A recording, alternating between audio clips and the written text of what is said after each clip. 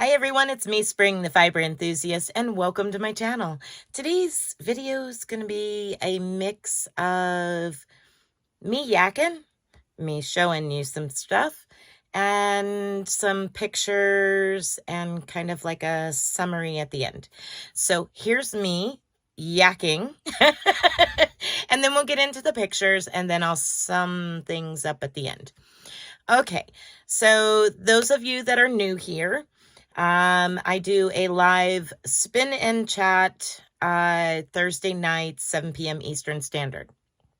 And a lot of times I like to spin an acrylic blend fiber that I get from Hobby Lobby, which is called Showstopper.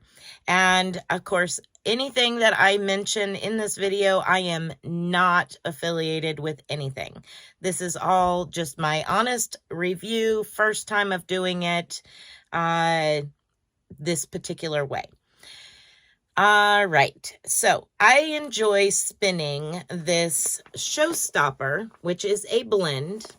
And it is, I do it in, well, you can kind of see right in that shelf there.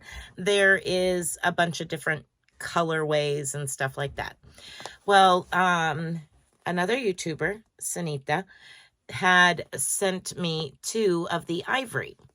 And I thought, let's see what I can do with this. So I went ahead and I spun quite a bit up. I took half of one of these and spun half of it into 2 different bobbins and plied it together as a 2-ply. Now this is 1 bobbin with some on it, just as an idea. This is from my electric spinning wheel, my Nano. And also I used my Bumblebee, which is also back here behind me, and you can kind of see it underneath the stockings.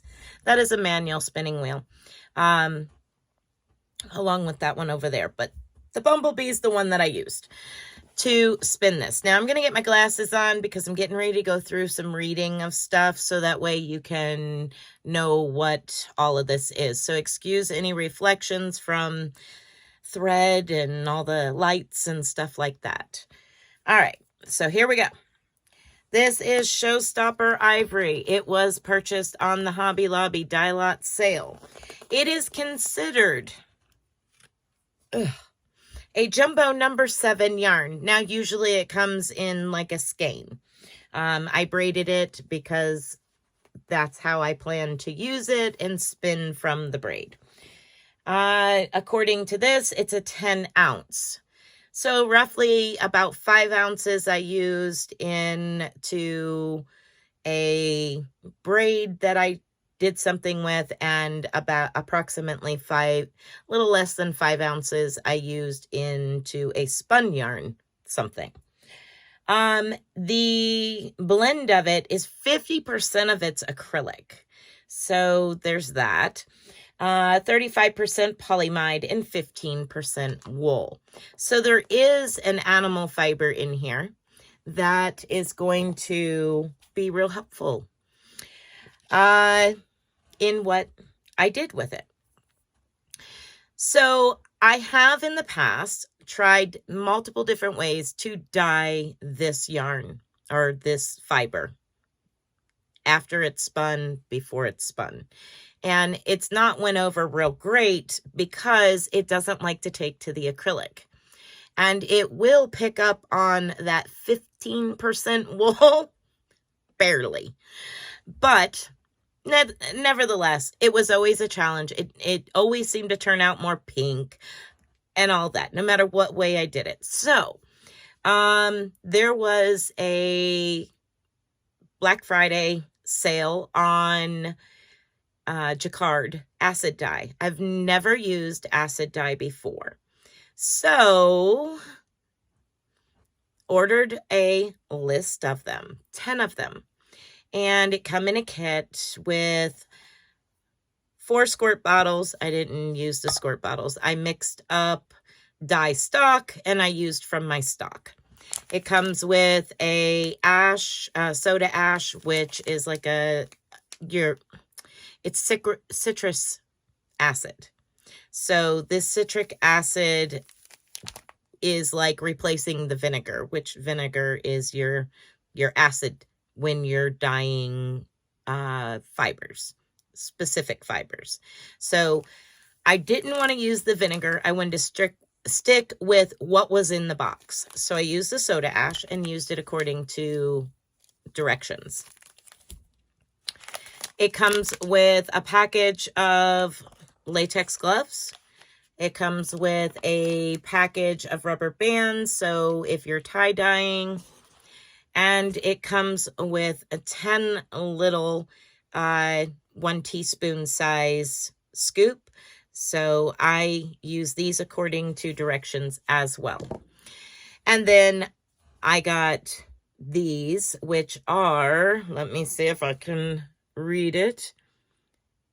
They're classified for tie-dye, and it's cold water dye for natural fibers.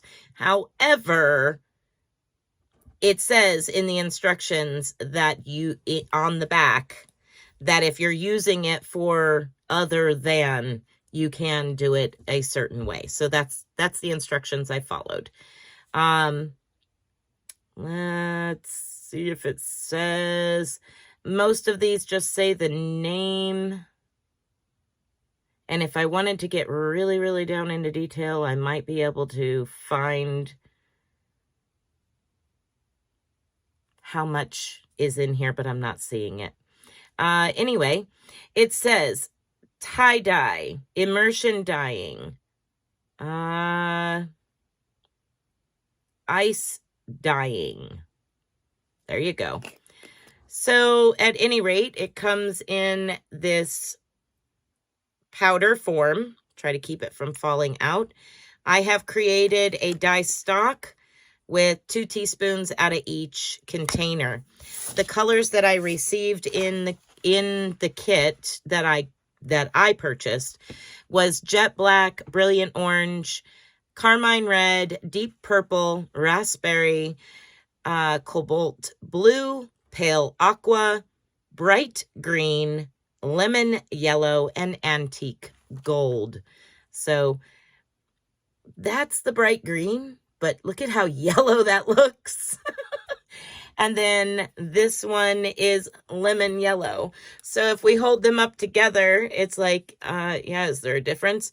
When you put them to water, there's a difference. But so those were the colors that I got. Now I'm going to add in some pictures here that will show kind of what I've got going on, you know, what I was doing, the step-by-step process. And once they have, you know, been dyed, and what they look like in their wet, freshly dyed, not rinsed out, nothing like that, form. And then I will come back and do a little bit more yakking.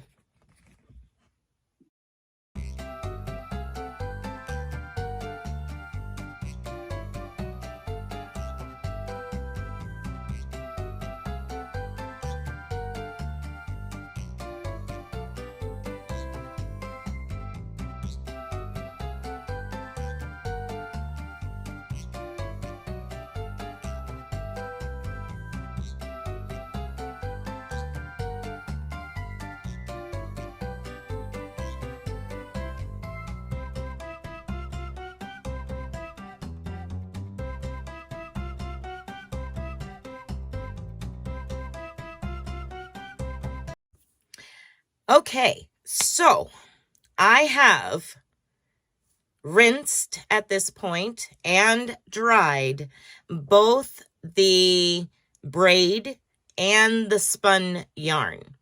And I have it laid out on the table. I'm going to go ahead and switch to my overhead view so that way we can kind of look at it together and I can show you what I'm looking at here on the table in front of me, and we'll go over the colors and stuff like that.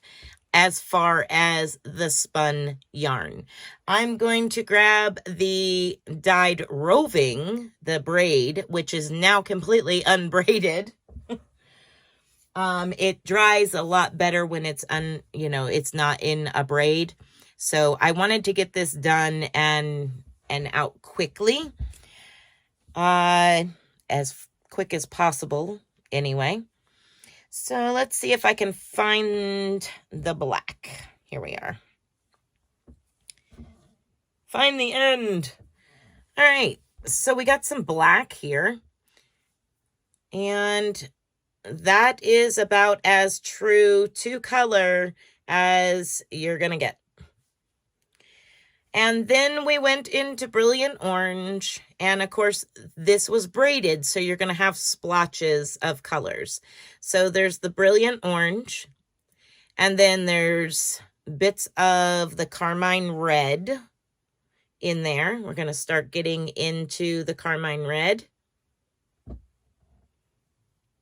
And now we're going to get some purples in there, some deep purple. Here we go, some nice deep purple. And the next color we're looking for is a raspberry, which is kind of not really easy to tell the difference, but there is a slight change of color there. Okay. So we've got those. Now let's get to our cobalt blue somewhere here. Yeah. There we are. All right. So now we're going to go cobalt blue. That's about as you're going to get. It's possibly a tad bit more blue. And let's see, we had an aqua color somewhere. Let's see. There is some aqua that popped in here. Not very much. You can start to see the bright yellow for the lemon yellow, but actually that was supposed to be green. Yeah, we're getting down into the lemon yellow down here. And then that is the antique gold color. So it did saturate well. When I put it on, it did saturate well. All of the fibers throughout our color. They do have dye in them. It actually dyed quite nicely through it. It's lighter than it was when it, was wet, which is common, but even like the blue is nice and colorful. I'm going to show this blue down on the table in the overhead position, so that way you can kind of see it a little bit better. It'll probably pick up a lot better on the table versus all this extra going on behind me. So I'm going to go ahead and switch to the overhead view, and we're going to look down on it now. Okay, so I'm back, and before I go any further, I want to show you this blue here. It's a little bit better in camera this way. It's nowhere near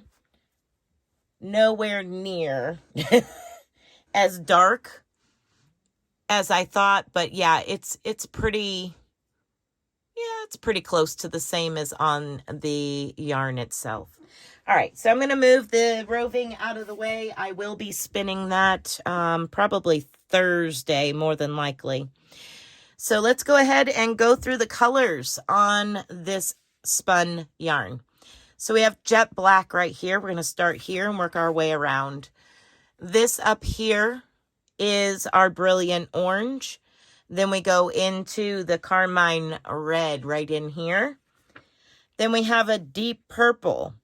And somewhere along this deep purple, it switches to a raspberry. Not real easy to see, again. And then we go into cobalt blue.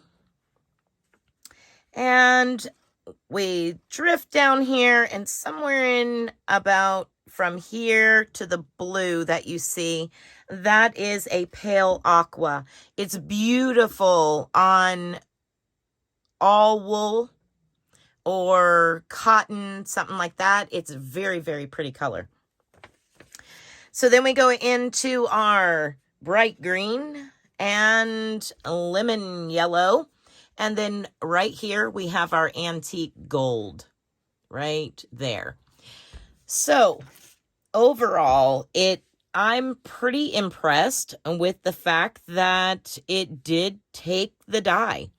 As far as it being an acid dye, I knew that 15% wool in there would be the first to grab the color and probably would be the only part that held the color. But I'm really actually impressed at how much is saturated on this particular blend of yarn, because it is very hard to get black. And there are some parts of this that is pretty black. I mean, it's diluted, of course, but it is a lot closer to black than I have got in the past with other techniques.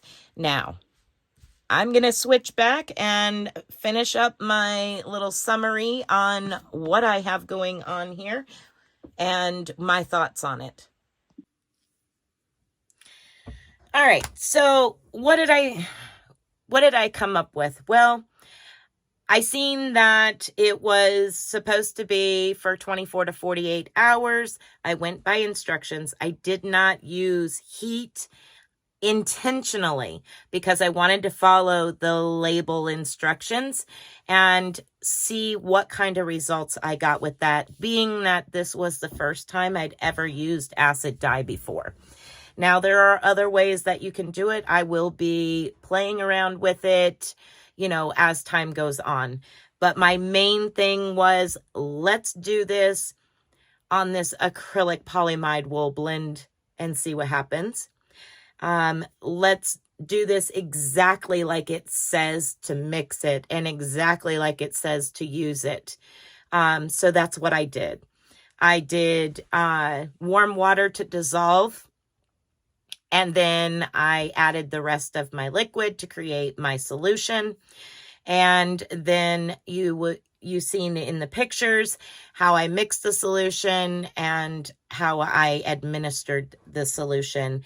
And I used a 60cc syringe so that way I could take mental note of this is how much I put on of every single color. And I was using the exact same amount all the way through from start to finish. I'm really impressed with how it did on the roving part, on the braid. I thought that was cool. It really, really took a lot of the color, a lot more than I was anticipating in the long run. So would I do it again this way? Absolutely. I might pick and choose my colors a little bit differently, of course. I need to make stock solution of all 10 colors, and I want to test all 10 colors. So that's why there's so many colors on each one. This was a review of sorts of using this jacquard for me for the first time and what I ended up with. Everybody might get different results. I don't know if elevation makes a difference. Sometimes it does in different things. So you never know. Somebody may not measure and get it a little stronger or a little weaker. This is my own personal results and what I came up with. There's some colors in here that I really, really, really, really like. Got a couple of ideas of what to do with this.